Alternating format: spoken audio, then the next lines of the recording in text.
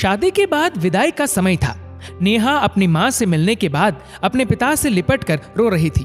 वहां मौजूद सब लोगों की आंखें नम थी। नेहा ने घूंघट निकाला हुआ था। वह अपनी छोटी बहन के साथ सजाई गई गाड़ी के नजदीक आ गई थी। दूल्हा अविनाश अपने खास मित्र विकास के साथ बातें कर रहा था। विकास ने कहा, यार अविनाश, सबसे पहले घर पहुंचते ही होटल चलकर बढ़िया खाना खाएंगे। यहां तेरे ससुराल में खाने का मजा नहीं आया। तभी पास में खड़ा अविनाश का छोटा भाई राकेश बोला, हाँ यार, पनीर कुछ ठीक नहीं था और रसमलाई में रस ही नहीं था। और वो ही कर जोर जोर से हंसने लगा। अविनाश भी पीछे नहीं रहा। अरे हम लोग होटल चलेंगे, जो खाना है खा लेना। मुझे भी यहाँ खाने में मजा नहीं आया, रोटियां भी गर्म नहीं थी। अपने पति के मुंह से ये शब्द सुनते ही नेहा, जो घूंघट में गाड़ी में बैठने ही जा रही थी, वापस मुड़ी, गाड़ी के दरवाजे को जोर से बंद किया और घूंघट हटाकर अपने पापा के पास पहुंची। अपने पापा का हाथ अपने हाथ में लिया और बोली, मैं ससुराल नहीं जा रही पिताजी, मुझे ये शादी मंजूर नहीं। ये शब्द उसने इतनी जोर से कहे कि सब लोग हक्के बक्के रह गए। सब नजदीक आ गए। नेहा के ससुराल वालों पर तो जैसे पहाड़ टूट पड़ा। मामला क्या था ये किसी की समझ में नहीं आ रहा था। तभी नेहा के ससुर राधेश्याम जी ने आगे बढ़कर नेहा से पूछा, लेकिन बात क्या है बहू? शादी हो गई है, विदाई का समय है, अचानक क्या हुआ कि तुम शादी को नामंजूर कर रही हो? अविनाश की तो मानो दुनिया उजड़ने जा रही थी। वह भी नेहा के पास आ गया, अविनाश के दोस्त भी। सब लोग जानना चाहते थे कि आखिर ऐन वक्त पर क्या हुआ कि दुल्हन ससुराल जाने से मना कर रही है।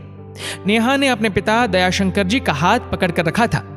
नेहा ने अपने ससुर से कहा, बाबूजी, मेरे माता पिता ने अपने सपनों को मारकर हम बहनों को पढ़ाया लिखाया व काबिल बनाया है। आप जानते हैं एक बाप के लिए बेटी क्या मायने रखती है। आप व आपका बेटा नहीं जान सकते क्योंकि आपकी कोई बेटी नहीं है। नेहा रोती हुई बोले जा रही थी। आप जानते हैं मेरी शादी के लिए वह शादी में बारातियों की आवाभगत में कोई कमी न रह जाए, इसलिए मेरे पिताजी पिछले 1 साल से रात को 2-3 बजे तक जाग कर मेरी माँ के साथ योजना बनाते थे। खाने में क्या बनेगा, रसोईया कौन होगा। पिछले 1 साल में मेरी माँ ने नई साड़ी नहीं खरीदी क्योंकि मेरी शादी में कमी न रह जाए। दुनिया को दिखाने के लिए अपनी बहन की साड़ी पहनकर मेरी माँ खड़ी है। मेरे पिता की इस 150 रुपए की नई शर्ट के पीछे बनियान में 100 छेद है। मेरे माता पिता ने कितने सपनों को मारा होगा, ना अच्छा खाया ना अच्छा पिया। बस एक ही ख्वाहिश थी कि मेरी शादी में कोई कमी न रह जाए। आपके पुत्र को रोटी ठंडी लगी, उनके दोस्तों को पनीर में गड़बड़ लगी व मेरे देवर को रसमलाई में रस नहीं मिला। इनका खिलखिलाकर हंसना मेरे पिता के अभिमान को ठेस पहुंचाने के समान है। नेहा हाफ रही थी। नेहा के पिता ने रोते हुए कहा, लेकिन बेटी, इतनी छोटी सी बात। नेहा ने उनकी बात बीच में ही काटी और बोली, ये छोटी सी बात नहीं है पिताजी। मेरे पति को मेरे पिता की इज्जत नहीं। रोटी क्या आपने बनाई? रसमलाई, पनीर, ये सब कैटरर्स का काम है। आपने दिल खोलकर व हैसियत से बढ़कर खर्च किया है। कुछ कमी रही तो वह कैटरर्स की तरफ से है। आप तो अपने दिल का टुकड़ा अपनी गुड़िया रानी को विदा कर रहे हैं। आप कितनी रात रोएंगे क्या मुझे पता नहीं।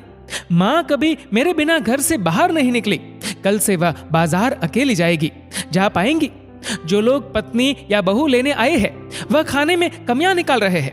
मुझ में कोई कमी आपने नहीं रखी। ये बात इनकी समझ में नहीं आई। दयाशंकर जी ने नेहा के सर पर हाथ फिराया।